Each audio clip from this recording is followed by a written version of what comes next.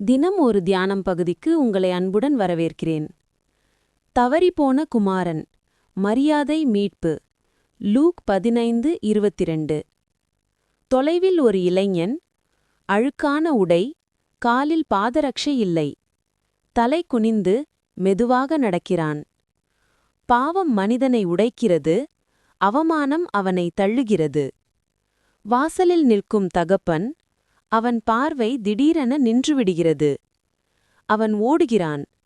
ஆனால் தண்டிக்க ஓடாத தந்தை, அணைக்க ஓடுகிற தந்தை. மகன் மண்டியிடுகிறான். கண்ணீர் மண்ணில் விழுகிறது. தகப்பன் அவனை எழுப்புகிறான்.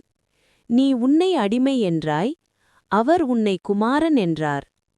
உயர்ந்த வஸ்திரம், கையில் மோதிரம், கால்களில் பாதரட்சை.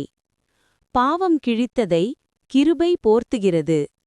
அடையாளம் திரும்ப கொடுக்கப்படுகிறது. மாற்றப்பட்ட தோற்றம், தந்தையின் பக்கம் நிற்கும் மகன். அடிமை அல்ல, இனி அவன் வாரிசு. இருவரும் வீட்டுக்குள் நடக்கிறார்கள். ஒளி முன். இவன் தொலைந்தவன், இப்பொழுது கண்டுபிடிக்கப்பட்டான்.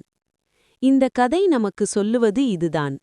நீ எவ்வளவு தொலைந்திருந்தாலும் தேவன் உன்னை ஏற்றுக்கொள்ள உன் செயல்களை அல்ல, உன் மனந்திரும்புதலை மட்டும் பார்க்கிறார்.